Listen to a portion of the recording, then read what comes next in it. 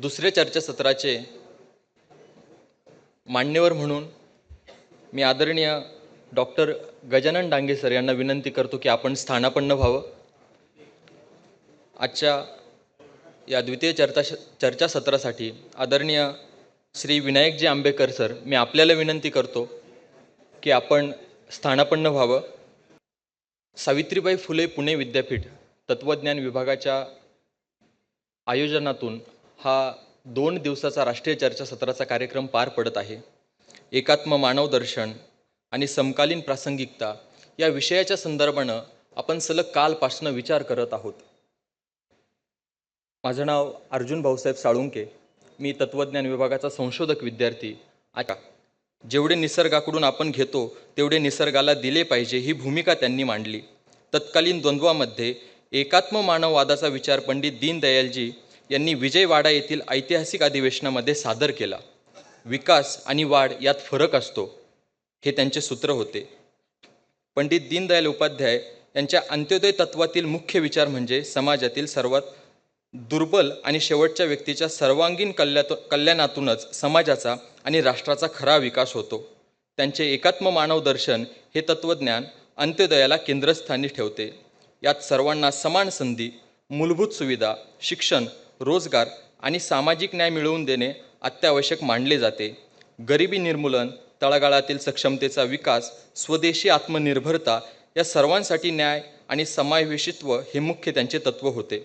सार्वजनिक धोरण हे केवळ तात्पुरते राज्यकर्त्यांचे उद्दिष्ट नसून अंतिम घटकांचा म्हणजे अंत्य त्यांचे उत्थान आणि सक्षमीकरण करणे हे नैतिक कर्तव्य आहे, असा या तत्त्वज्ञानाचा एकूण गाभा आहे. यानुसारच आपले विचार आणि कृती यांनी समाज व राष्ट्राच्या विकासाला नवी दिशा देणारे एक अत्यंत आदरणीय, अनुभवी आणि बहुआयामी व्यक्तिमत्व आज आपल्याबरोबर सदर विषयाच्या संदर्भात प्रमुख वक्ते म्हणून आपल्याला लाभलेले आहे. आदरणीय डॉक्टर गजानन डांगे सर व्यासपीठावर उपस्थित आहे. आपल्यासमोर बसलेल्या सर्व शत्रुघ्न वर्गांना मी विनंती करतो की टाळ्यांच्या कडकडात सरांचं स्वागत करूया. आदरणीय सरांच्या संदर्भानं काही परिचय करून देण्याची जबाबदारी माझ्याकडे आहे. सर, आपला परिचय करून देताना मला आनंद होत आहे. डॉक्टर गजानन डांगे सर हे centre for research and strategic planning for sustainable development या संस्थेचे संस्थापक आहे आणि स्वतः अध्यक्ष आहेत. पशुवैद्यक म्हणून शिक्षण घेतल्यानंतर त्यांनी आपले संपूर्ण आयुष्य ग्रामीण आणि आदिवासी विकास या कार्याला समर्पित केले आहे. ते केवळ संस्था चालवित नाही, तर ते भारतीय विकास चिंतन या जीवनमूल्यांवर आधारित तत्त्वज्ञानाचे प्रसारक आहे. सरांच्या संदर्भानं आणखी काही गोष्टी बोलायच्या ठरल्या तर आदरणीय डांगे सर हे केवळ भारतापुरते मर्यादित नाही, तर त्यांचे विचार जागतिक स्तरावर पोहोचलेले आहे. अर्थात भारताच्या G20 अध्यक्षतेदरम्यान ते C20 सिव्हिल एंगेजमेंट ग्रुपचे इंडिया कोऑर्डिनेटर म्हणून कार्यरत होते. त्यांनी अझरबैजान येथील COP29 मध्ये तसेच ब्रिक्स सिव्हिल फोरम, चीन आणि दिल्ली येथील प्रतिनिधी मंडळाचे सदस्य म्हणून त्यांना निमंत्रित वक्ते देखील ते उपस्थित होते. सोबतच भारताचे प्रतिनिधित्व देखील त्यांनी केलेले आहे. राष्ट्रीय धोरण सहभाग, भारत सरकारच्या राष्ट्रीय ग्रामीण आजीविका अभियान आणि राजीव गांधी विज्ञान आणि तंत्रज्ञान आयोग, महाराष्ट्र राज्य यासारख्या महत्त्वाच्या समित्यांमध्ये त्यांनी सदस्य म्हणून काम केलेले आहे. सरांच्या संदर्भानं विकास मॉडेल म्हणून आपल्याला जर प्रश्न पडला असेल तर याचंही उत्तर आपल्याला या ठिकाणी मिळून जाईल. शेतकरी आणि पर्यावरणाबद्दल असलेल्या त्यांच्या उत्कटतेमुळे त्यांनी नंदुरबार येथे कृषी विज्ञान केंद्राची स्थापना केली. त्यांच्या नेतृत्वाखाली बायोडायव्हर्सिटी आणि ॲग्रिकल्चर टेक्नॉलॉजी फेस्टिवल सारखे सामाजिक प्रयोग देशभरातील 700पेक्षा अधिकहून जास्त कृषी विज्ञान केंद्रामध्ये यशस्वीरित्या राबवले गेले आहे. त्यांचे संशोधन आणि कार्य भारतीय विकासात्मक तत्त्वज्ञान आणि आदिवासी विकास या 2 मुख्य क्षेत्रांवर केंद्रित आहे. आदरणीय सरांच्या एकूण जीवनात त्यांच्या पुरस्काराच्या संदर्भानं जर आपण डोकावून पाहिलं तर 2 पुरस्कार सरांच्या एकूण आयुष्यामध्ये आपल्याला महत्त्वाचे पाहायला मिळतात. त्यातला सर्वात महत्त्वाचा पुरस्कार केशव सृष्टी पुरस्कार हा 2010 साली सरांना मिळालेला आहे वंचित मुलांच्या शिक्षण क्षेत्रातील योगदानासाठी. आणि दुसरा महत्त्वाचा पुरस्कार वासुदेव जीवनदृष्टी पुरस्कार हा 2022 साली सरांना मिळालेला आहे. भारतीय विकास चिंतन या कार्यासाठी या सरांना पुरस्कार देण्यात आलेला आहे. खरं तर सर माझी हे सगळ्या याच्यात दमछाक होती सर, इतकं कर्तृत्व आपण तयार केलं आहे. आम्हा मुलांना असे व्यक्तिमत्व लाभणं हे विद्यापीठाकडनं आम्हाला मिळाली खूप मोठी मेजवानी आहे सर. आपण या ठिकाणी उपस्थित राहिला त्याबद्दल संपूर्ण विद्यार्थ्यांच्या वतीनं मी पुन्हाच एकदा विद्यापीठाचे देखील आभार व्यक्त करतो.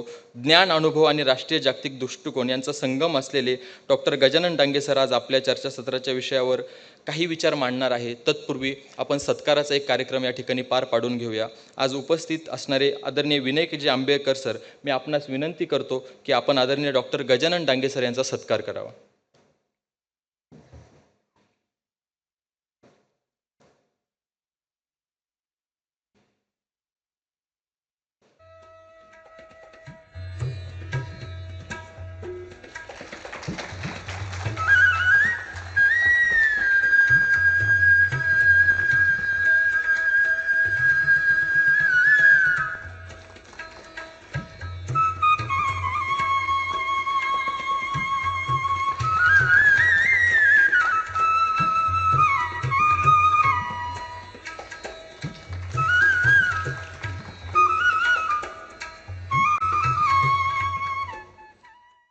या ठिकाणी आदरणीय डांगे सरांचा सत्कार पार पडलेला आहे. यानंतर मी पुनश्च एकदा विनायकजी आंबेडकर सरांना विनंती करतो की आपण प्राध्यापक अक्षय रानडे सरांचा या ठिकाणी सत्कार करावा. प्राध्यापक अक्षय रानडे सर हे director Shripati Shastri institute of social science येथून उपस्थित आहे. सरांचं या कार्यक्रमासाठी उपस्थिती राहिल्याबद्दल मनश्च आभार.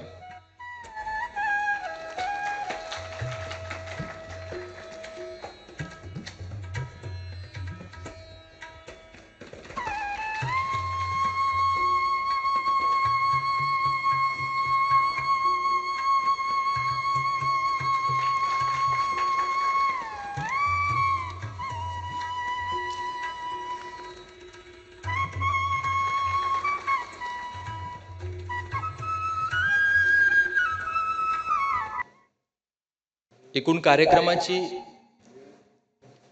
कार्यक्रमाचा संपूर्ण आढावा आपल्याकडे जरी असला तरी काही बदल या ठिकाणी झालेले आहे. या ठिकाणी उपस्थित प्रमुख वक्त्यांच्या आधी मी आदरणीय प्राध्यापक रानडे सरांना विनंती करतो की या ठिकाणी आपण या एकूण राष्ट्रीय चर्चा सत्राच्या संदर्भानं आपलं मनोगत व्यक्त करावं. धन्यवाद. नमस्कार.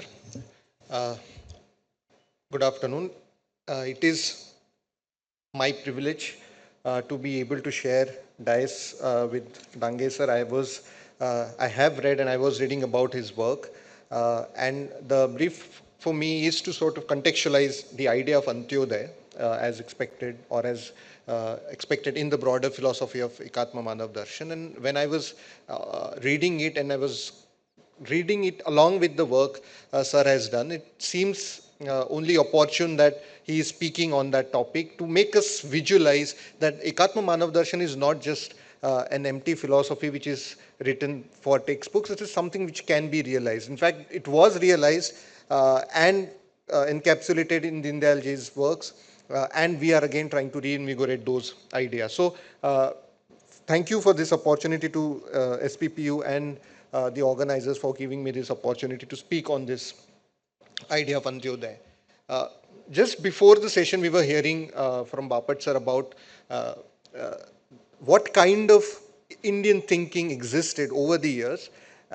And though I don't know if it was intended or not, but consequently what happens is we try to see that in the context of West, that this is what has emerged in the West, and this is what our idea about socio-political thinking was.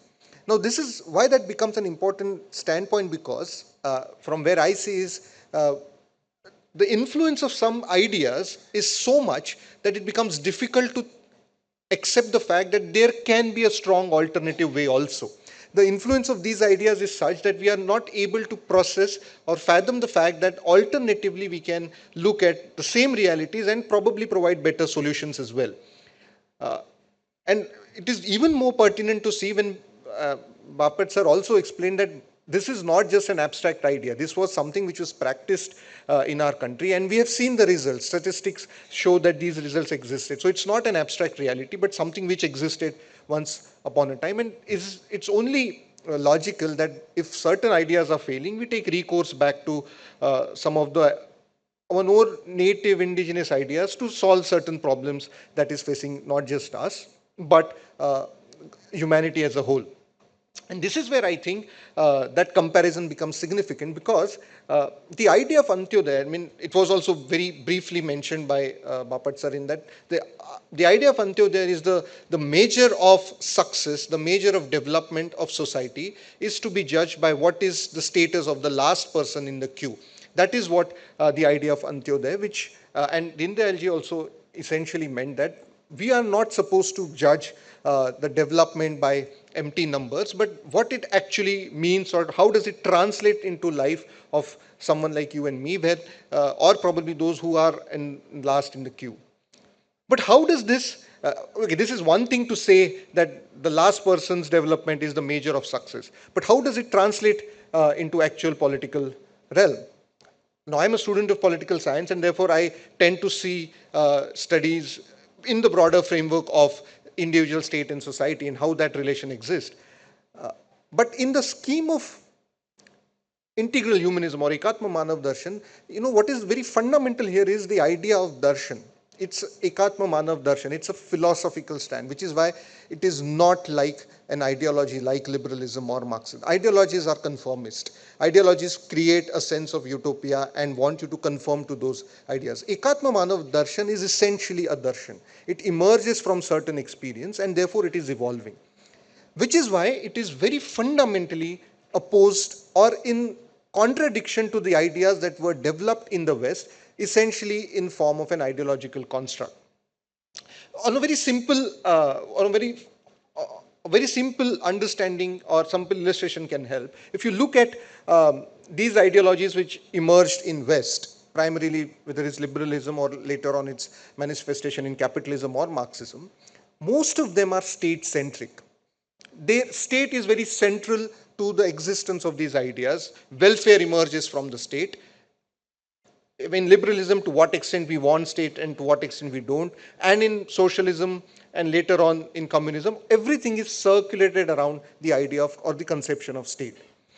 But if you look at the Indian ideas, I'm not saying it is anti-state, but state is incidental to the interest of society. So we are much more Samaj-driven political idea than a state-driven political, which is why, and that tradition is, a tradition was briefly pointed out by Bapat sir also, but that tradition is continuous. We can see those ideas emerging from the Vedic tradition to up until even Rabindranath Tagore, who talked about Swadeshi Samaj. We always say that state is incidental to those interests, and what state can or cannot do is limited, but if certain ideas get accepted in society, that is much more sustainable and enduring concept. Ekatma Manav Darshan in that sense is essentially that. It integrates an individual society, and of course we cannot ignore. So that dynamics is much more nuanced in the Indian context, and that gets much more reflected in the idea of Antyodaya. And of course, in very rudimentary, in elementary way, Antyodaya is translated as welfareism, which is doing a lot of injustice to the idea of Antyodaya itself. Because it is one thing to say that we have to achieve the well-being of the last person in the queue. But then the immediate next question is, how are we going to achieve that?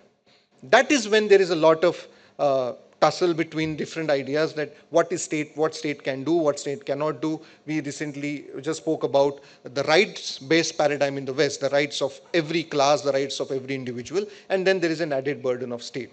When it translates into socialism, the entire right discourse then becomes again state-centric, because state is going to allocate resources to everyone in order for that last individual to develop. What is happening in Antyodaya is, while state exists, the onus is much more on Samaj. The onus is much more on society. We believe that society has to take the responsibility of uplifting every individual, and it is therefore a duty-based paradigm, because when you talk about state, there is coercion. You cannot imagine a state without its coercive power. But the moment you say that we are a duty-based idea, it is the sense of commitment, voluntariness, and which is why it is much more society-driven. State at best can provide a helping hand in order to facilitate your individual initiatives, which is why it is highly decentralized. The moment ideas get centralized, again the more power goes to state, and the coercive element of which is what is happening in the West right now. The tussle is between to what extent state is entering into the domain of public and private life, and to what extent should we restrict it. But if you look at the idea of integral humanism, it inverts the entire logic of what is the necessity of state and prioritizes society within the framework of welfare and development, and society along with individual leads this process of Antyodaya. Now imagine if there is a a lot of time we talk about the success of Indian Constitution. Then we were a newly independent country and only 12 to 13% of literate people. A lot of people thought that Indian Constitution and India itself will not survive. But why does it survive? Because the ideas existed within the society, the ideas of rights, the ideas of coexistence existed within the society, which is why there is an endurance and perpetuity of those ideas and survival of our country as today. If you look this from the prism of Ekatma Manav Darshan and understand where is the placement of individual in society there, it becomes even more clear that when we talk about the development of last being, it is important that society as a whole takes a responsibility of it, and then the supporting hand is provided by institution like state, which moves beyond. Therefore, this dichotomy of an absolutist state in socialism and an extremely limited state in liberalism becomes completely irrelevant. This whole debate becomes so futile because we realize that state is incidental and society is going to take matters in their own hand. And we have seen multiple examples of that. I mean, some of them were spoken of right now. We were talking about family as an institution and what just family as an institution can lead to. I mean, 2008, just an example, 2008 was a subprime crisis across the world. Across world, there were problems related to finances, people were losing jobs. And 2008, India was the only beacon of light which was surviving in that tremors. And when economists started studying that, they realized that because our banking system was strong, we were able to trail through that crisis. And why was our banking system strong? Because our savings rates was high. There was money in banks because we were saving. And that idea is, again, as Bapat sir just spoke about, it links to what our whole concept. We are trying to optimize what we as a society can do and then probably rely on state for as a supporting hand, which is what I think is the central idea of Antyodaya. Another important thing which sort of tags along with this is somehow both, whether it is liberal paradigm or the socialist or Marxist paradigm, is excessively economic centric. We cannot assume everything emerges or dissolves into the economic discussions.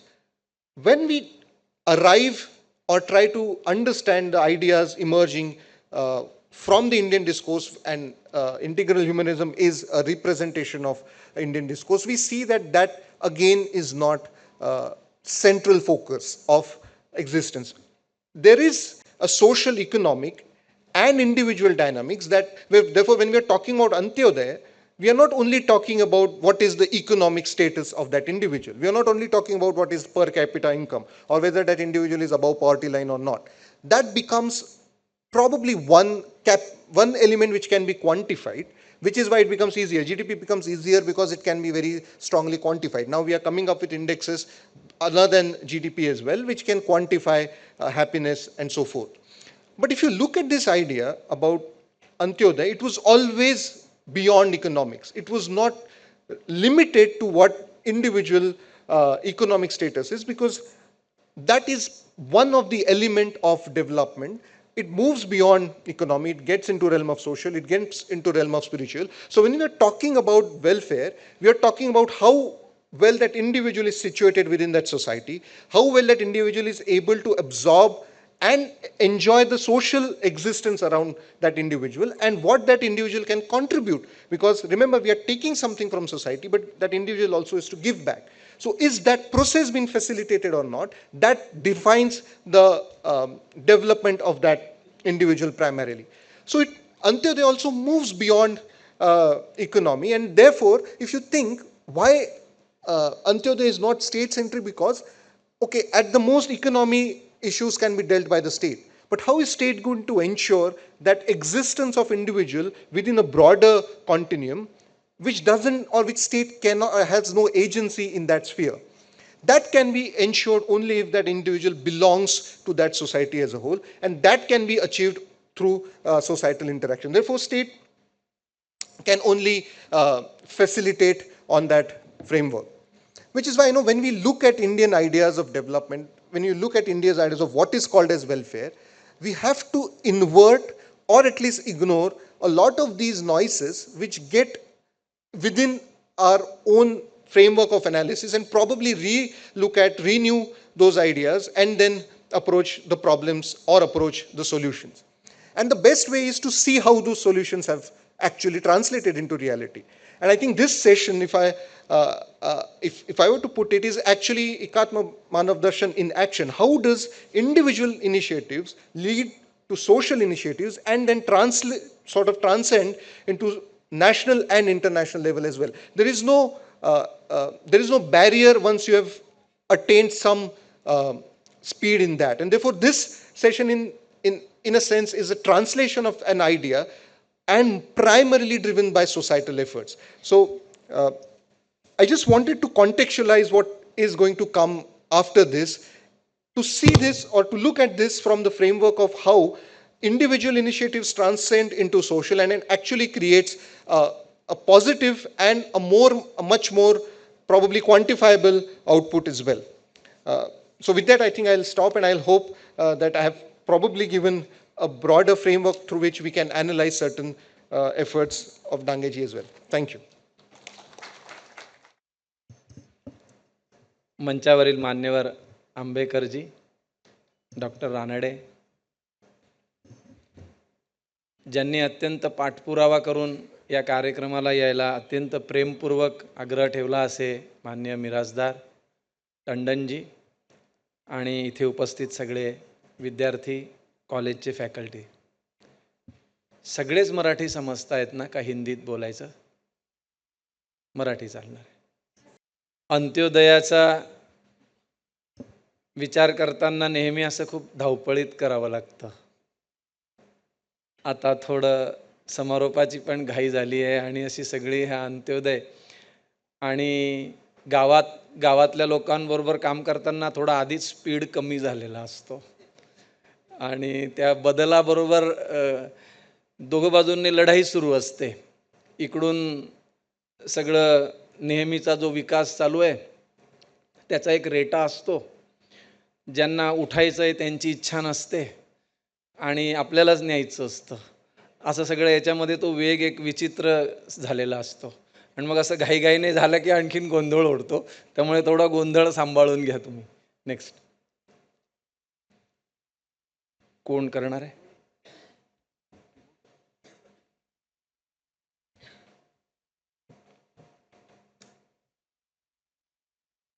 हम लोग जिसके लिए ये चर्चा सत्र है और पूरे भारत में मान्यवर दीनदयाल जी के विचारों का जो सारा जो संवाद की प्रक्रिया चल रही है, इसमें हम लोग एक महत्वपूर्ण हमारा जो एक बैकड्रॉप है कि क्यों इस विचार को हम लोगों ने आज सोचने की आवश्यकता है. तो हम लोग अगर संपूर्ण भारत की परिस्थिति देखते हैं तो अब किसी भी अच्छे जर्नल्स के आंकड़ों को देखिए, वो लोग कह रहे हैं कि भारत में प्राकृतिक संसाधनों की बहुत क्षति हुई है, नेचुरल रिसोर्सेस का डिग्रेडेशन हुआ है. ये जो एग्रीकल्चर है, जो हम लोग मानते हैं कि हम कृषि आधारित देश है, तो इसके लिए ये शब्द है कि एक्सटर्नल इनपुट एग्रीकल्चर. तो ये जो एक्सटर्नल डिपेंडेंसी है एग्रीकल्चर की, वैसे हम लोग जिस बात के लिए जाने जाते थे कि ये स्वावलंबी कृषि थी, तो ये पूर्ण भारतवर्ष में एग्रीकल्चर का चित्र पूर्ण बदल गया है. ऐसी वर्तमान स्थिति है. कुपोषण और स्थानांतरण, ये कुपोषण शब्द जो है ये बारीकी से देखना चाहिए. ये कोई गांव के लोगों में ही कुपोषण नहीं दिखता है, बड़े घर के करोड़पति लोगों के घर में भी कुपोषण पहुंच चुका है, क्योंकि इसका जो मूल कारण है, जो हमारी भूमि है, ये भूमि में ही इस प्रकार की क्षतिग्रस्तता पहुंच गई है कि वहां से आने वाली सारी बातें जो हम लोगों को पोषण देना चाहिए उस प्रकार की नहीं आ रही है। और दूसरा एक महत्वपूर्ण विषय है कि आप अगर भारत का नक्शा देखेंगे तो कोई ऐसा गांव नहीं होगा जहां से लोग शहरों की ओर नहीं जा रहे हैं। कोई ऐसा गांव नहीं है भारत में। और दो प्रकार का माइग्रेशन है। एक माइग्रेशन इच्छा पूर्वक है, जो ज़्यादा कमाई के लिए और कुछ सीखने के लिए बाहर जा रहे हैं, उनका स्वागत है। मगर जो लोग जाना नहीं चाहते, अपने गांव में आनंद से रहना चाहते हैं, मगर वहाँ विकल्प नहीं है, ऐसे माइग्रेशन को डिस्ट्रेस माइग्रेशन कहते हैं। भारत में डिस्ट्रेस माइग्रेशन बहुत ज़्यादा पैमाने पर बढ़ रहा है और यही लोग शहरों में आकर कहीं नालों के किनारे, गटर के किनारे बैठते हैं और वो मजदूरी जिस प्रकार से करते हैं वो हम सब लोग जानते हैं। तो ये बहुत बड़े पैमाने पर बढ़ रहा है। एक बहुत महत्वपूर्ण बात है कि विकास में जन सहभागिता का अभाव। ये जो हमारी पूर्ण भारत में विकास प्रक्रिया चल रही है, इसके ये चिन्ह है जो हमारे दैनंदिन जीवन में दिख रहे हैं। हमने आनंद उत्सव जरूर मनाना चाहिए। सारे 4 लेन हाईवेज बन रहे हैं, मंगलयान गया है, चंद्र पर जा रहे हैं, सारा आनंद उत्सव है ही, वो आनंद का विषय है ही। मगर जिसके लिए भारत जाना जाता है उस पर क्या असर हो रहा है वो हम लोगों ने बारीकी से देखना चाहिए। तो ये हमारे जो मुख्य विचार है कि विकास में जन सहभागिता का अभाव। आज पूर्ण भारतवर्ष में एक मानस बनता जा रहा है कि विकास ये सरकार का काम है, हम तो लाभार्थी हैं। ये जो शब्द है ना, ये भी बड़ा गंभीर है। ये बेनिफिशियरीज, ये जो शब्द आया है, तो हम लाभार्थी है, हम बैठे रहेंगे और आप करते रहिए सरकार। छोटी छोटी बातों में भी जो हमारी ताकत थी वो हम लोगों को अपाहिज बनाते बनाते ये विकास की कड़ी आगे जा रही है, जन सहभागिता घट रही है। हम लोग एक बात को जब कभी ऐसे संवाद में लगातार अधिक वार्तालाप का समय मौका आएगा तो हम लोग आपसे बातचीत करेंगे कि भारत में किस प्रकार की इंस्टीट्यूशनल अरेंजमेंट्स थी विकास की अपनी।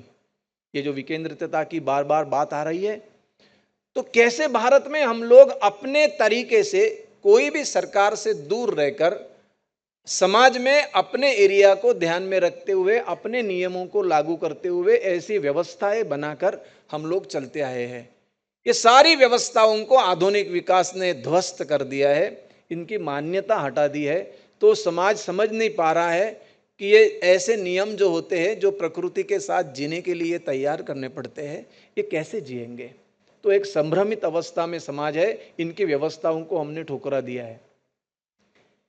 और ये सारी बातों को ध्यान में लेंगे तो आपको ध्यान में आता है कि पूर्ण भारत के जनजाति क्षेत्र हो, ट्राइबल एरिया हो, गांव हो, वो एक अशांतता का अनुभव कर रहे हैं, वो स्वस्थ जीवन नहीं जी रहे हैं।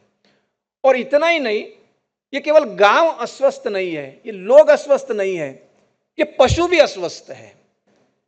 जो जंगल में रहते थे उनके अधिवास पर भी हमने अतिक्रमण कर दिया है, वो जंगल से नीचे आए हैं, वो भी अस्वस्थ है। उनकी फीडिंग स्पेसेस जो है वो हमने नहीं छोड़ी, उनकी ब्रीडिंग स्पेसेस को हमने नहीं छोड़ा है, उनके अधिवास तक हमने ठेस पहुंचा दी है, वो भी अस्वस्थ है, अशांत है।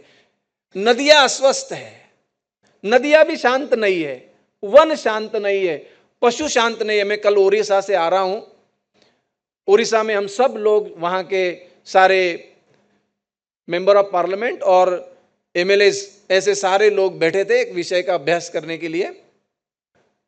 मुख्य समस्या क्या है गांव की?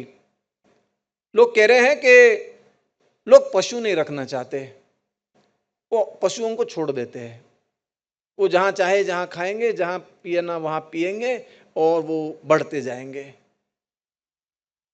तो फिर रबी की कोई फसल नहीं ले सकते, अशांतता है, पशु भी स्वस्थ नहीं है। ऐसा एक वातावरण संपूर्ण भारतवर्ष में बना हुआ है। और हमको ये ध्यान रखना चाहिए कि ये जो विकास होता है ये रेल के डिब्बे जैसा होता है, इसको जिस विचार का इंजन लगता है उस दिशा में ये चल पड़ता है। तो हम जो यहां पहुंचे हैं वो हमारे विकास को एक इंजन लगा है जो भारत का नहीं है। और अब हम लोगों को जो छोटी छोटी मलम पट्टी है वो करने से काम नहीं बनेगा। आप अगर हमारे साथ बहुत सारे अभ्यास के डॉक्यूमेंट्स है, 12वें पंचवार्षिक आयोग का जो आप सब लोग अभ्यासक है, आप जानते हैं कि पहले जब पंचवार्षिक योजनाएं आती थी तो पहले उसका एक अप्रोच पेपर आता था कि हम लोग इस पंचवार्षिक योजना में क्या करेंगे, और जब पंचवार्षिक योजना समाप्त हो जाती है तो उसका लर्निंग आता है कि हमने इसमें क्या सोचा था, क्या हुआ। तो 12वें अप्रोच इसमें लर्निंग्स आए हैं कि अब जाकर के आने वाले समय में विकास की प्रक्रिया में छोटे छोटे कार्यक्रम उपक्रमों के नाम बदलने से परिवर्तन नहीं आएगा, अब एटीट्यूडिनल चेंज लाना पड़ेगा। ये 12वीं पंचवार्षिक योजना का लर्निंग है, जब हमने लक्ष्य रखा था इंक्लूसिव ग्रोथ। तो ये सारा पिक्चर है कि समाज अशांत है, इसीलिए दीनदयाल जी के विचारों की प्रासंगिकता है। ये एकमात्र रास्ता है, एकमात्र रास्ता है, और ये हमारे लिए नहीं, ये पूरे विश्व के लिए है। हम लोग ये प्रचलित विकास चलते चलते चलते कहां तक पहुंचे हैं, थोड़ा ध्यान देंगे। हम लोग बोलते जरूर है सुजलाम सुफलाम मलयज शीतलाम सस्य श्यामलाम, ये बोलने के लिए ठीक है। अब ये भारत माता सुजलाम नहीं है, कोई नदियां स्वच्छ नहीं है, ये सुफलाम नहीं है, सारी प्रोडक्टिविटी घट चुकी है। वहां पर जो भी कुछ प्रोडक्शन और प्रोडक्टिविटी का चक्कर चला, उसके चलते ये देखिए, ये नेचुरल रिसोर्सेस का इंडेक्स है। भारत के premier institute agricultural, Indian institute of agricultural research के सारे वैज्ञानिकों ने मिलकर बनाया है कि किस प्रकार से ये इंडेक्स नीचे जा रहा है। और ये इंडेक्स जब नीचे जाता है तो इसका डायरेक्टली रिलेशन होता है लाइवलीहुड से। जिस अंत्योदय का हम लोग विचार कर रहे हैं, ये अंत्योदय में गांव में रहने वाले जो आखिरी व्यक्ति है, इनकी आजीविका जल, जमीन, पशुधन, जंगल, इसके साथ जुड़ी हुई होती है। ये सारे रिसोर्सेस नीचे जा रहे हैं और हम लोगों को वल्नरेबिलिटी भी देख रहे हैं। एक क्लासिक एग्जांपल है कि टेक्नोलॉजी, पॉलिसी, राजनीति सबका एकत्रित उपयोग करने के बाद भी अगर विचार ठीक नहीं है तो उसका परिणाम क्या होता है, सोच ठीक नहीं है तो उसका परिणाम क्या होता है। बीच में हम लोगों को एक पीएमओ की अंतर्गत एक बैठक को बुलाया था, तो बैठक की चर्चा थी कि भारत में हम लोग जो घर में तेल खा रहे हैं, इसकी चिंता पीएमओ तक है, पूरे भारत में इसकी चिंता है। आप में से किसी अभ्यासक ने पढ़ा होगा, आज हम भारत में जो अपने हर घर में तेल खा रहे हैं, इसकी 60% आपूर्ति हम लोग विदेशों से ला रहे हैं। एक समय का यह देश जो मूंगफली, सरसों, नारियल, तिल्ली, इस तेल से लबालब भरा हुआ ये देश था। गांव में तेल बनाने वाले लोग थे। ये धीरे धीरे धीरे धीरे धीरे धीरे आज हम लोग 75,000 करोड़ रुपए का तेल प्रतिवर्ष इंपोर्ट करते हैं और ये ब्लेंड करके खाते हैं, और वो तेल खाते हैं जो हमने नहीं खाना चाहिए। ये इंपोर्ट के ट्रेंड्स आप देख सकते हैं। इस पर स्वतंत्र अभ्यास हमारा एक, इसके ऊपर एक्सक्लूसिव पेपर है। इसकी हमने रणनीति बनाई है कैसे भारत की बात को पुनर्स्थापित किया जाए। तो ये बैकड्रॉप है हमारा कि टेक्नोलॉजी से काम नहीं बनता है, बात विचारों की होती है। ये हमारी 30-35 वर्ष की यात्रा है और हम इसमें अकेले नहीं है। बहुत सारे लोग, समाज, समुदाय, संस्थाएं, रिसर्च इंस्टीट्यूट्स, इन सब लोगों ने मिलकर ये किया है। मैं बापट जी ने जो विषय रखा है उसको सब छोड़ देता हूं कि उन्होंने सूत्रों को तो रख दिया है, हम लोग सूत्रों को छोड़कर आगे जाएंगे। दो बातों को लेकर, ये जो एकात्म मानव दर्शन अंत्योदय की तरफ जाना है तो एक यू टर्न लेना पड़ेगा, और ये यू टर्न जो है ना, ये बहुत सोच समझ कर लेना पड़ेगा। एक्सीडेंट भी नहीं होना चाहिए। हम हाईवे पर गाड़ी चला रहे हैं और मालूम हो गया कि 110 की स्पीड से चल रहे हैं और पता चल गया कि इस दिशा में नहीं जाना है, दूसरी दिशा में जाना है, तो इतने जल्दी हम लोग यू टर्न नहीं ले सकते। वो धीरे धीरे गाड़ी को स्लो करना पड़ता है, देखना पड़ता है, ऐसे करते करते यू टर्न होगा। तो ये यू टर्न की प्रक्रिया है। हमारे ऋषियों ने हम लोगों को एक बताया है कि जिस दिशा में हमको जाना है, तो हमने पूछा कि कौन से दिशा में जाना, तो उन्होंने हम लोगों को बताया ऋतस्य पंथः, ये ऋत के पथ पर हमने चलना चाहिए। ऋत पथ क्या है कि जो निसर्ग नियमों के अधीन रहकर चलता है, वो ऋत पथ है। तो ये ऋत पथ को कैसे समझना, तो आज समय कम है। ये भारत को हमने एडमिनिस्ट्रेटिव बाउंड्रीज में देखने का सीखा है। गांव की बाउंड्री, जिले की बाउंड्री, राज्य की बाउंड्री, ये सारे अंग्रेजों ने इसीलिए ज़्यादा टाइट करके रखी थी क्योंकि उनको एडमिनिस्ट्रेटिव कंट्रोल चाहिए। तो वो एडमिनिस्ट्रेशन के लिए ठीक है, विकास के लिए ये बाउंड्रीज मायने नहीं रखती है। प्रकृति ने भारत को 21 भागों में बांटा हुआ है। ये 21 भाग जो है वो उसकी भूमि, उसका मानसून, उसकी हवा, उसकी धूप, उसकी बायोडाइवर्सिटी, ये अलग अलग होती है। विकास इसके अधीन रहकर होना चाहिए। सब जगह एक प्रकार की बातों को फैलाना, ये विकास का गलत सूत्र है, और इसको बीच में रखकर हमको अंत्योदय के सूत्र में जाना है। ये बहुत सारी बातें आज छोड़ता हूं मैं। ये हमारी पहचान है। किस प्रकार से ये यू टर्न लेने के समय हम अपनी पहचान को फिर से समझना पड़ेगा। आज तो पहचान यहाँ तक आई है, मैं एडवर्टाइजमेंट में कभी कभी देखता हूँ कि एक घर में नेम प्लेट लगी है कि यहाँ कौन रहता है, तो वहाँ एक मोबाइल नंबर लिखा है 98228 वगैरह वगैरह। कहते हैं कि ये व्यक्ति इस घर में रहते हैं।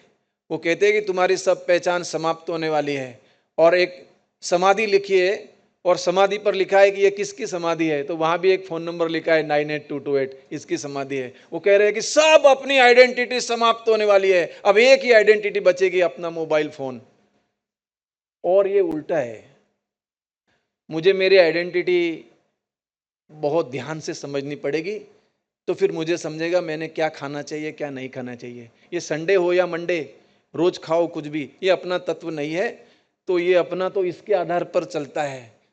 तो हम लोगों को ये हमारी आइडेंटिटी है कि मैं कौन से वाटर बेसिन में रहता हूँ, मैं सरप्लस वाटर बेसिन में रहता हूँ या डेफिसिट में रहता हूँ, मैं कौन से वाटर शेड में रहता हूँ, मैं कौन सी जियोग्राफी में रहता हूँ, सॉइल टाइप कौन सा है। तो फिर हम लोगों की खान पान की प्रक्रिया चलती है। ये यू टर्न के लिए हम लोगों को पाठ्यक्रम में लाना पड़ेगा। पाठ्यक्रम तो कुछ और ही पढ़ा रहे हैं हमको। हमने एक सिलेबस तैयार किया है, इसकी चर्चा करेंगे। अपना परिसर अपनी पहचान, कैसे अपनी पहचान को समझना और उस पहचान को समझकर उसके अधीन रहकर अपनी विकास की यात्रा कैसे चलाना, ये अंत्योदय के लिए हमारा सूत्र है। यहां आज की दृष्टि से ये प्रारंभ बिंदु है कि अब ये धरातल पर कैसे लाना और कहां से प्रारंभ करना, ये यू टर्न कहां से प्रारंभ करना। विनोबा भावे जी ने एक किताब में बहुत सुंदर लिखा है कि जब ये विकास की समस्या आएगी तो बदलाव प्रारंभ कहां से करना।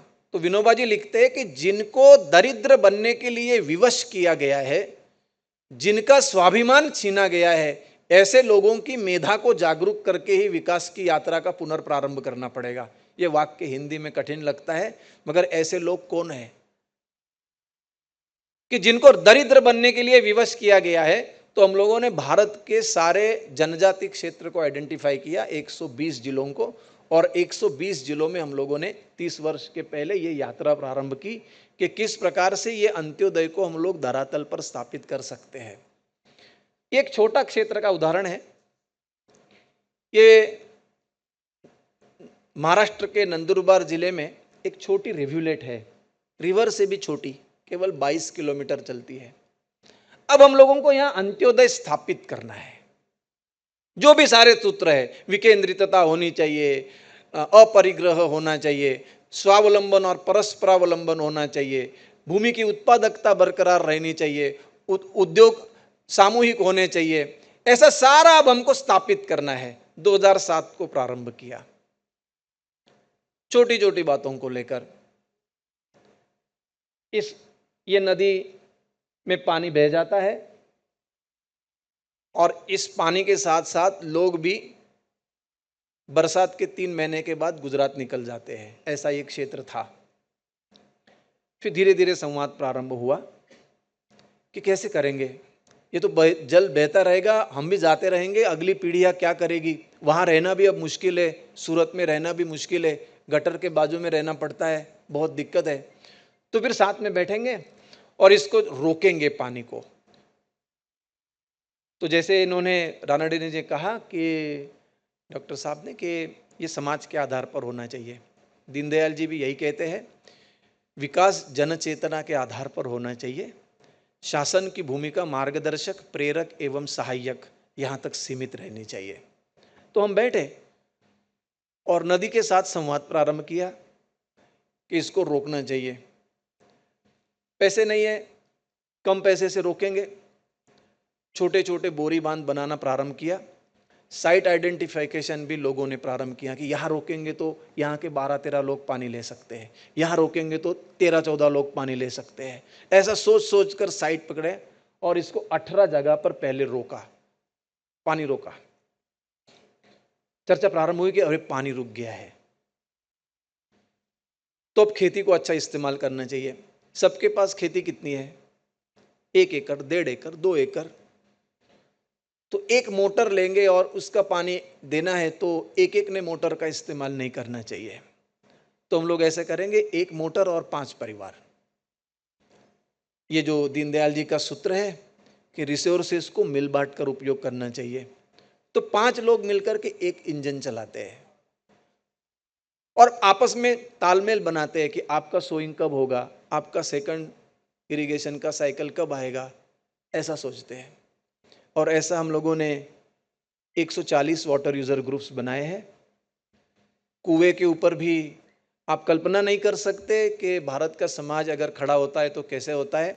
इंडिविजुअल कुएं को जब हमने जीएसडीए डिपार्टमेंट के साथ सोचा तो उनका कुआं ऐसा है, सरकारी पैसे से बनाया हुआ, कि जब बरसात में वो पूरा भर जाता है और बरसात समाप्त होने के 1 महीने के बाद वो पूरा खाली हो जाता है, क्योंकि वो एक्वीफर से मैच नहीं है।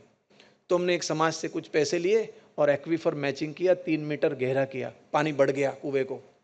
उसको ये बताया जब पानी बढ़ेगा तो आपके बाजू में 4 लोगों को देना पड़ेगा। तो वो क्या कहता है, वो भारत का सच्चा आदमी है। वो कहता है मैं वही सोच रहा था कि अकेले अकेले 1.5 एकड़ 2 एकड़ में पूरा साल भर करता रहूंगा तो आसपास के सारे कीड़े और पक्षी मेरे ही घर में, मेरे ही खेत में आएंगे, तो मैं अकेला क्या करूं खेती करके, और ये सब आजू बाजू के लोग चले गए तो मैं अकेला रहूंगा तो चोर भी मेरे यहाँ ही ज्यादा आएंगे। तो बेहतर है आसपास के 5-6 लोगों को थोड़ा थोड़ा पानी दे देता हूं और सब मिलकर यहाँ रहेंगे तो चिड़िया भी बढ़ जाएंगी, वो भी खाएगी, हम भी खाएंगे। तो इस प्रकार से सब साथ में आए और मिल बांट कर काम प्रारंभ किया। बहुत सुंदर सुंदर प्रयोग हुए हैं, आप देखने के लिए आ सकते हैं कि कैसे लैंड यूज पैटर्न बदलना चाहिए। ये हम लोगों ने राइस फीड पैटर्न में पूरे देश को ढाल दिया है। 2 ही क्रॉप में पूरा देश बट चुका है, राइस एंड व्हीट। ये ग्रीन रिवॉल्यूशन के साथ साथ मिलकर सबको समान अन्न खिलाना, तो हमने सबको समान कर दिया। तो अब ये पैटर्न बदलना चाहिए क्योंकि इससे पैसे नहीं मिलते ज़्यादा गांव के लोगों को। तो हमने एक 3 टायर सिस्टम बनाई है कि कुछ फलदार वृक्ष लगाए हैं हर खेत में, कुछ सब्जियां है, कुछ जलाऊ लकड़ियां है, घास है। ऐसा एक पूर्ण उसका लैंड यूज पैटर्न बनाया है और इस लैंड यूज पैटर्न के आधार पर वो गांव छोड़कर नहीं जाते, हर बार उनको कुछ ना कुछ मिलता है और भूमि को भी विश्राम मिलते रहता है। तो इस प्रकार की एक प्रक्रिया है। फिर हम लोग आगे बढ़े कि ये सारा माल तो ऐसे ही बिना प्रक्रिया का बेच देते हैं, तो इसको विकेंद्रित पद्धति से प्रोसेसिंग करना चाहिए। तो फिर छोटी छोटी मिलिंग करने की छोटे साधन वहाँ लाना प्रारंभ किया और अब गांव में 200 इस प्रकार से छोटी मिल्स चलती है जो अपने आसपास के लोगों को मिलिंग करके देती है। इसकी स्टोरी बहुत लंबी है, बहुत सारे काम हुए हैं और ऐसा करते करते करते एक अत्यंत समृद्ध परंपरा उस छोटी नदी के किनारे तैयार हुई है जो परस्परावलंबन के आधार पर चलती है। आप देखने के लिए आ सकते हैं। और देखिए भारतीयता का भाव जो दीनदयाल जी कहते हैं कि ये श्रद्धा युक्त दोहन होना चाहिए। तो जैसे ये नदी के प्रति भाव बढ़ा कि इसके कारण अपना माइग्रेशन रुक चुका है, तो लोग दशहरे के दूसरे दिन, इस नदी का नाम है नेसु, इस नेसु का पूजन उत्सव मनाते हैं। और अब तो वो कहते हैं पिछले 5 वर्ष से, हर सभी ने नर्मदा की परिक्रमा क्यों करना, हम अपनी नेसु की परिक्रमा करेंगे। और ये नेसु नदी की 82 किलोमीटर जो दूर दूर से जाना पड़ता है, ऐसी एक छोटी परिक्रमा भी प्रारंभ हुई है। तो उपयोग से रेवरेंस तक, उपयोग से पूजा तक, ऐसा ये एक लंबा सफर है। हम सब लोग इसको देख सकते हैं कि किस प्रकार से अंत्योदय का चित्र धरातल पर साकार करना चाहिए। इसमें स्टोरेज पर काम हुआ है, प्राइमरी प्रोसेसिंग पर काम हुआ है, सेकेंडरी प्रोसेसिंग पर काम हुआ है, एपीओस का निर्माण हुआ है, रोजगार गारंटी स्कीम पर काम हुआ है, सभी बातों के ऊपर यहाँ काम हुआ है। अब ये जो अंत्योदय का विचार है, ये जब प्रारंभ करते हैं तो सबसे पहले कुछ शब्दावली को और कुछ संकल्पना को छोड़ना पड़ता है कि हम लोगों को अंग्रेजों ने एक पढ़ा के रखा है कि ये गांव के लोग अनपढ़ है, गांव के लोग गंवार है, इनको सिखाना है हमको, और सब लोग वहां ज्ञान देने के लिए जाते हैं। ये हमारे मन में भी बैठ गया है। और कुछ लोग जो सेवा का काम करते हैं वो भी ऐसा शब्द उपयोग करते हैं कि हमने विलेजेस को अडॉप्ट कर लिया है। ये किसी के बाप की राय कि हमने क्या अडॉप्ट कर लिया है, क्या शब्द है, किस प्रकार से आता है शब्द, हम लोग भी कैजुअली उसको उपयोग करने लगते हैं। तो कोई अडॉप्ट नहीं किया है, ये सब लोग बिल्कुल ज्ञान के भंडार है, ये प्रकृति के साथ रहते हैं। ये जो महिलाएं हैं, ये सातपुड़ा के पहाड़ियों में नर्मदा के जंगल में रहने वाली है। ये कभी स्कूल में नहीं गई। हम लोग इनके साथ बैठे और इनके साथ चर्चा में प्रारंभ किया कि आप हमको जंगल सिखाओ। तो वो हंसती थी कि दादा आपके मजाक करते हैं। नहीं नहीं, हमने जंगल देखा ही नहीं है, हमको जंगल यानी पेड़ लगते हैं, आप हमको जंगल सिखाओ। तो पहले तो बहुत सारे 3, 4, 5 मास ऐसे ही चले गए हंसवाने में कि उनको लगता है कि हमारी मजाक कर रहे हैं। तो जब उनको विश्वास हुआ कि ये मजाक नहीं कर रहे हैं, ये सचमुच में सीखना चाहते हैं, तो फिर आपको आनंद होगा। हम गांव में बैठे और ये गांव की महिलाएं कहने लगी कि इस रास्ते से जाते हैं तो ऐसा यहाँ तक पहुँच सकते हैं, इस रास्ते से जाते हैं तो यहाँ तक पहुँच सकते हैं, यहाँ पर ऐसा होता है, ये फल यहाँ लगते हैं, ये फल यहाँ लगते हैं, यहाँ ये सब्जियाँ लगती है, यहाँ पर अधिवास है, यहाँ जाना नहीं चाहिए, यहाँ पंछियों का ब्रीडिंग होता है। ये सारी बातें उनको मालूम है। और फिर हमने जो सब्जियां वो जंगल से लाती है, उस सब्जियों का डॉक्यूमेंटेशन करना प्रारंभ किया। तो आप आश्चर्य करेंगे, उनको यहाँ तक मालूम है कि वो जंगल की सब्जी कितने दिन पानी के नीचे रखनी चाहिए, वो गर्भवती महिला ने खानी चाहिए कि नहीं चाहिए, बूढ़े लोगों ने क्या नहीं खाना चाहिए, ऐसे सारे ज्ञान का संकलन किया। और उन्होंने जो स्कूल में नहीं गई ऐसी महिलाओं का पहला किताब राजभवन में प्रकाशित किया। ये हमारी ज्ञान परंपरा है, इसको हमको विश्वास रखना पड़ता है। अंत्योदय का काम जब प्रारंभ करते हैं ना, तो हमको विश्वास रखना पड़ता है कि ज्ञान के भंडार वो है, वो उसूलों से जीते हैं। हमने अपने गलत उसूल उनके ऊपर दाग दिए हैं। इतने गरीब से गरीब लोग हैं वर्तमान परिस्थिति में, मगर वो अपने उसूल को छोड़ते नहीं है। हमने इनकी मान्यताओं को ठुकरा दिया। मैं पारधी समुदाय में अभ्यास के लिए जाता हूं। अंत्योदय का लास्ट छोर है जो पंछियों की शिकार करके जीते हैं, मगर उनके भी अपने उसूल है। वो कहते हैं कि हमारे नेट में जब मादा आ जाती है और हमको पता हो जाता है कि ये गर्भवती है, तो हम उसको नेट से भगा देते हैं कि आपकी शिकार नहीं करेंगे, आपको नहीं मारेंगे। हम लोग मछली का नेट भी इतना छोटा नहीं करते। हमारा तत्व है कि रक्षाबंधन के पहले हम मछलियां नहीं पकड़ेंगे। समुद्र तट के लोग कहते हैं, ये भारत के लोग हैं, ये मानते हैं विकास कैसे करना है। तो अंत्योदय करते समय हम लोगों को यह ध्यान में रखना पड़ता है कि उनकी अपनी मान्यता है। हम लोग जब उनके अभ्यास में बैठे तो उनको जब पूछा कि मछलियां कम क्यों हो गई, वो कहते हैं कि हमने नेट छोटी कर दी। ब्रीडिंग के पहले ही हम लोग पकड़ लेते हैं उनको। तो इस प्रकार की मान्यताओं को समझना और धीरे धीरे अंत्योदय के साथ साथ अपना भारत का नैरेटिव लिखने की प्रक्रिया करना। ये बाजू का किताब है जो भारत का नया नैरेटिव तैयार करने की प्रक्रिया गत 10 वर्ष से चल रही है, वो है भूमि से संबंधित। धर्मपाल जी जो गांधी जी के अनुयायी थे, उन्होंने कहा था कि ये अंत्योदय की प्रक्रिया भारत में प्रारंभ करते समय कृषि, वन, भूमि और पशु इसको आधार बनाकर और भारत की प्रज्ञा को जगाकर इसका यू टर्न लेना पड़ेगा, ऐसा धर्मपाल जी कहते हैं। तो अब भारत की प्रज्ञा जगाकर अंत्योदय की प्रक्रिया में जाना, तो हम लोगों ने सभी बातों को एकत्रित करते हुए एक भूमि के आधार पर भारत की संकल्पना को देखना प्रारंभ किया और अंत्योदय की प्रक्रिया में चल पड़े। ये जैसे सभागार है, ऐसे हम लोग भारत की भूमि को सुपोषित करने वाले कृषक और वैज्ञानिकों को एक साथ एक मंच पर लाया हैदराबाद में। और ऐसे कृषकों को अनुभव कथन हम लोगों ने एक नया टूल बनाया है। मैं छात्रों का आह्वान करूंगा, हमारे साथ जुड़ सकते हैं। हमने वर्कशॉप के जैसा एक राइट शॉप नाम की कल्पना बनाई है कि ऐसे ग्रामीण लोगों के अनुभवों को लिखना, वो राइट शॉप्स होते हैं, उनके अनुभवों को लिखना, उनकी भाषा समझना, उनकी भाषा को समझकर अपनी भाषा में नीट लिखना। तो इस सारी प्रक्रिया को लिखते लिखते हमने उनके पेपर प्रेजेंटेशन के लिए रखा। तो एक राजस्थान के किसान रख रहे थे कि मैंने मेरे भूमि का ऑर्गेनिक कार्बन कैसे बढ़ाया। मेरे साथ नीचे सुनने के लिए भारत की जो सर्वोच्च संस्था है NBSS and LUP, national bureau of soil science and land use pattern, जो PMO को एडवाइस करती है, उसके डायरेक्टर महोदय बैठे थे और उसके बाद में उनका सत्र था। तो वो ये मुझे कह रहे हैं नीचे कि ये जो किसान बोल रहा है ना, इसने ऑर्गेनिक कार्बन इस प्रकार से अपने खेत का बढ़ाया, ये सीखने के लिए हम लोगों को कुछ करोड़ रुपए खर्च करने पड़े। और मैं जो बोलने वाला हूं उसके आगे की बात तो इसने रख दी है।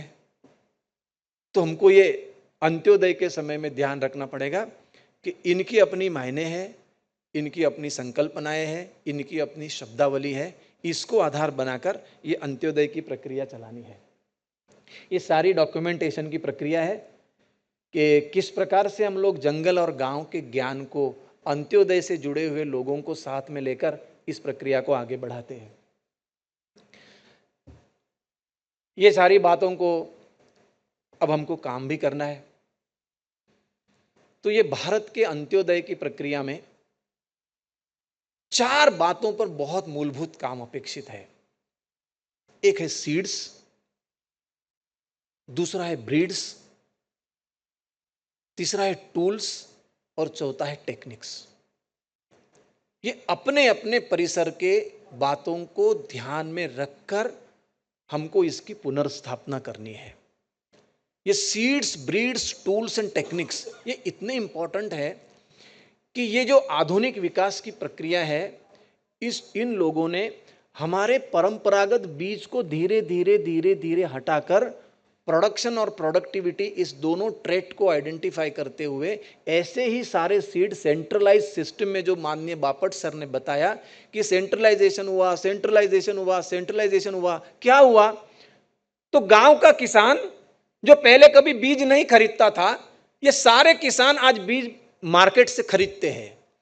और मार्केट में ऐसे सीड आए हैं जो हर साल खरीदने पड़ते हैं, हर साल खरीदने पड़ते हैं। जो लोग कृषक के घर से आए हैं, जिनके माता पिता खेती आज भी करते हैं, वो लोग इस बात को अच्छे से जान कर सकते हैं कि ये सारे बीज हर वर्ष खरीदने पड़ते हैं। और हमारे जो परंपरागत बीज की कल्पना है, हम सालों साल बीज बचा कर रखते हैं, हम बीजों का ट्रांजैक्शन करते हैं, इस गांव के बीज उस गांव को देते हैं, आपस में तालमेल बनाते हैं और अपने बीज हम स्वयं रखने की प्रक्रिया है। आप विजय जड़धारी का काम देख सकते हैं। विजय जड़धारी जी जो नवधान्य योजना चलाते उत्तराखंड में, मैं एक क्षण के लिए उदाहरण बताता हूं कि वहां जब बहुत अकाल पड़ा तो एक फैक्ट फाइंडिंग मिशन स्थापित किया गया और वो गांव गांव में, घर घर में गए कि इतने सारे मृत्यु क्यों हुए। तो जब घर में गए तो उनको देखा कि घर के ऊपर का जो हिस्सा है, वहां तो एक छोटी कोठी है, उसमें अनाज रखा हुआ है। तो ये फैक्ट फाइंडिंग मिशन के लोग कहने लगे कि ये गलत है, इनके घर में अनाज था फिर भी ये बिना खाए हुए मर गए और ये बता रहे हैं कि हमारे पास कुछ खाने के लिए था ही नहीं।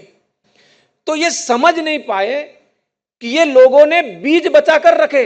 उन्होंने कहा कि हम मर जाएंगे, मगर अगली पीढ़ी के लिए बीज रखना चाहिए। ये ऊपर जो रखा था वो अनाज नहीं था, वो बीज था।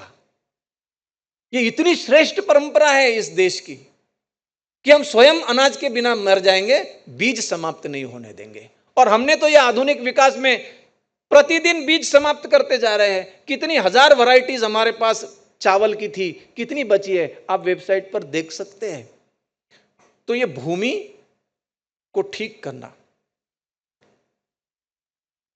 समय मिलते हम लोग बहुत बातों को बताए कि जब हमने संकलन प्रारंभ किया, ये भूमि को ठीक करने की प्रक्रिया कैसे करेंगे। तो ये आधुनिकता और दीनदयाल जी, इनका मेल बिठाना बहुत आज की वास्तविकता में बहुत चैलेंज है। आज हम लोग बताते हैं कि 24/7 हर टाइम में एग्रीकल्चर करना चाहिए। और भारत का जो कृषि की स्टाइल है, ये कहते हैं कि भूमि को विश्राम देना चाहिए। और अब आधुनिक वैज्ञानिक मानने लगे हैं कि सॉइल रेस्ट ये एक बहुत बड़ा प्रिंसिपल है। मगर भारत के लोग अंत्योदय के जहां लोग रहते हैं, जो आखिरी लाइन में बैठते हैं, ये भूमि के विश्राम को कैसे बताते हैं। हम लोग ढूंढने निकले कि ये वैज्ञानिक प्रिंसिपल आज भी विद्यमान है क्या। तो आपको आश्चर्य लगेगा, भूमि के विश्राम के लिए सारे राज्यों में भूमि से जुड़े त्योहार जुड़ गए हैं। अभी अभी आप ओडिशा में देखिए, कुछ समय पहले एक रजो पर्व हुआ। ये रजो पर्व क्या है, ये हमको ऐसा सिखाया गया है कि जो दीनदयाल जी एकात्म मानव दर्शन बताते हैं कि ये सब एक है, अंदर से जुड़े हुए हैं, एक का नुकसान हमारा नुकसान है, ये एकात्म है सब। तो ये एकात्म दर्शन जगाने के लिए हमारे भारतीयों ने ये सिखाया था कि भूमि ये माता है। जैसे स्त्री रजस्वला होती है, उसको विश्राम की आवश्यकता होती है, ऐसे भूमि भी रजस्वला होती है। और भूमि के रजस्वला के समय में कृषि कर्म निषिद्ध है। आप देख सकते हैं ओडिशा में रजो पर्व के समय में चप्पल पहनकर खेती में जाना भी मंजूर नहीं है। इतना विश्राम की प्रक्रिया वो मानते हैं। आप अंबुवाची उत्सव देखिए, आप राधनी स्नापन उत्सव देखिए, आप गणगौर देखिए, आप महालक्ष्मी के उत्सव देखिए, आप गौरी पूजन देखिए, ये सारे भूमि के साथ जुड़े हुए उत्सव हैं। पुणे की ही एक अच्छी अध्ययनकर्ता जो है डॉक्टर वर्षा गजेंद्र गढ़कर, इन्होंने स्त्री पर्यावरण और परंपरा, इसमें ऐसे भूमि से जुड़े कुछ त्योहारों को भी लिखा है। हमने इन सारी बातों को पुनर्स्थापित करने की प्रक्रिया प्रारंभ की है। आपको बहुत आनंद होगा, पिछले वर्ष हम लोगों ने ये जो भूमि सुपोषण का जो त्योहार किया है, वो भारत के 18,000 गांवों में 5 लाख लोग इसमें सम्मिलित हुए हैं। बहुत आनंद का वातावरण है। ये आनंद इस प्रकार है।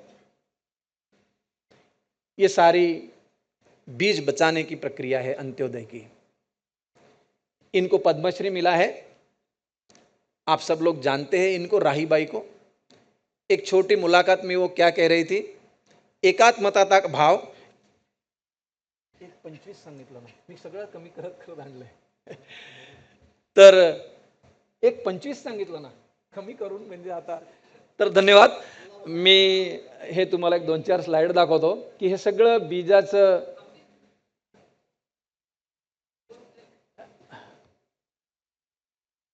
अंत्योदयाचा हा त्रास आहेच, पण आपण असं करूया की अंत्योदय करताना हे सगळं होणारच आहे। ही सगळी आम्ही खूप वेगवेगळ्या प्रकारची कामं देशात चालवतो आणि आपण सगळे एकत्र काम करू। आणि आम्ही हायर एज्युकेशन हे खूप मोठे उत्सव आम्ही सगळे सुरू केले आहेत भारतात अंत्योदयासाठीचे। याच्यात खूप मोठा समाज एकत्रित आलेला आहे आणि हायर एज्युकेशन इन्स्टिट्यूटच्या लोकांना फक्त असं म्हणतो की आम्ही एक प्रेरणावृत्ती आणि एक इंटर्नशिप प्रोग्राम लॉन्च केलेला आहे। या इंटर्नशिप प्रोग्राममध्ये तुम्ही आमच्याबरोबर जोडले जाऊ शकता, तेव्हा आपण जास्त बोलू। धन्यवाद। नमस्कार। प्रथम गजानन डांगे सरांचे माफी मागतो, कारण आजचं शेड्यूल प्रिपोन झाल्यामुळे संयोजकांचा नाही। राज्यपालांना थांबवा ना अर्धा तास, हे अंत्योदय आहे ना,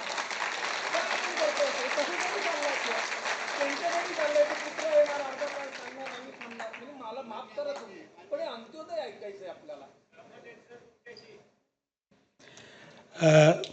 आजचं हे खरं सत्र जे होतं ते अतिशय उपयोगी असं सत्र होतं। या सत्रामध्ये पहिल्यांदा डॉक्टर श्रीपती शास्त्री रिसर्च इन्स्टिट्यूटचे डॉक्टर रानडे यांनी आपल्याला त्याची कन्सेप्ट समजून सांगितली आणि डॉक्टर गजानन डांगे सरांनी ते कसं जगायचं, म्हणजे नुसतं प्रिन्सिपल नाही आहे, ते प्रॅक्टिसमध्ये कसं आणायचं ते समजून सांगितलं. इथे एक उल्लेख करणं आवश्यक आहे. Doctor Shripati Shastri research institute असं जेव्हा आपण नाव घेतो तेव्हा डॉक्टर श्रीपती शास्त्री हे सावित्रीबाई फुले पुणे विद्यापीठाच्या इतिहास विभागाचे नामवंत प्राध्यापक होते. त्यांच्या नावाने ती इन्स्टिट्यूट झालेली आहे. मी गजानन डांगे सरांचं अतिशय आभार व्यक्त करतो की त्यांनी अतिशय उपयुक्त पद्धतीने, आणि मी खरंच या डिपार्टमेंटच्या किंवा विद्यापीठाच्या वतीने त्यांना आश्वासित करतो की त्यांचं एक डिटेल सेशन आपण या विद्यापीठातल्या वेगवेगळ्या विभागांच्या विद्यार्थ्यांसाठी जरूर आयोजित करू आणि ते लवकरच आयोजित करू. तर मी या दोन्ही नामवंत वक्त्यांचे आभार मानतो, डॉक्टर रानडे आणि डॉक्टर गजानन डांगे, आणि हे सत्र संपले असं जाहीर करतो. धन्यवाद. ओके, सॉरी, माफ करा, वेळ आहे. आपल्या आयोजकांनी सांगितलं की 5 मिनिटाचा वेळ प्रश्नोत्तरांसाठी आहे. तर माझं आभार प्रदर्शन संपलं आहे. प्रश्नोत्तरं होतील. जेव्हा संयोजक सांगतील थांबा तेव्हा आपण थांबूया. धन्यवाद.